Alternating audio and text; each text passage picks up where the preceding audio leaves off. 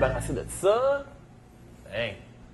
Salut tout le monde, bienvenue à cette nouvelle émission qui s'intitule Prédiction. Et cette semaine, je suis accompagné de Mathieu Chouinard, ancien premier choix des sénateurs d'Ottawa en 1998. Ça va bien, Mathieu? Ça va bien, toi? Oui, content de te revoir avec Vincent Stanley.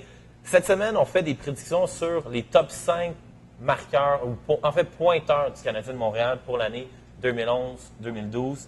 Qui sera le premier pointeur du Canadien de Montréal cette année, Mathieu? Écoute, cette année, là, c'est sans secret qu'il faut nommer Tomáš Plekanec au premier rang. C'est un joueur qui est rendu à maturité avec le Canadien de Montréal, qui l'a prouvé depuis quelques saisons. Et puis, il devait être un marqueur de 60-65 points cette année. 65 points?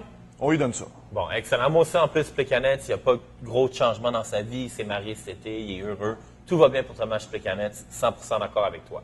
Moi, je pense qu'au deuxième rang, ça va être quelqu'un qui va devoir prendre des bouchées doubles cette année. Piqué Subban a eu 37 points l'année dernière. Moi, je pense qu'il est quasiment capable de doubler sa production, mais je ne vais pas dire 70 points pour Piqué, mais je pense qu'il est capable d'aller chatouiller le 60 points. Les top 5 meilleurs défenseurs dans la Ligue, à chaque année, vont chercher entre 58 et 65 points. Piqué Subban, je pense qu'il est capable d'aller faire ça cette année.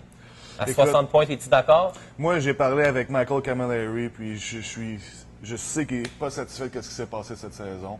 Il veut revenir fort avec le Canadien. Selon moi, Camilleri devrait prendre le deuxième échelon. Ah ouais, fait qu'on va voir un Camilleri des séries pendant toute la saison régulière? D'après moi, oui. Il s'est entraîné fort cet été. Il est en forme. Ouais, mais il y a un gros changement dans la vie de Camilleri. Il y a un enfant, là, il est serré avec sa blonde. Ça a peut-être changé un peu son mode de vie.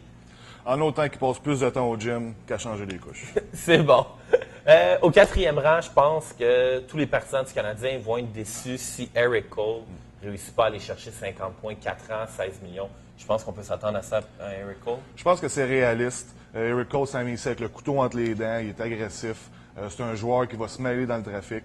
Écoute, on lui donne 25 buts, 25 passes pour 50 points. J'ai hâte de voir ça, moi, 25 buts d'Erik Cole. Moi aussi, j'ai hâte de voir ça. C'est bon.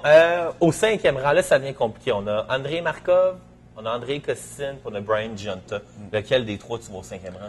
Écoute, moi, tout de suite, on enlève de l'équation Gionta. Le capitaine, out? Le capitaine, qui est un très bon capitaine, cela étant dit, sauf que il faut l'enlever. C'est un gars qui est né dans les années 70. On pense pas qu'il va être dans le cinquième marqueur là, du Canadien cette année. Donc, ça nous laisse Markov et Kostin. Alors, pour débattre le choix du cinquième, on vous amène une nouvelle experte au sein du 25 Stanley.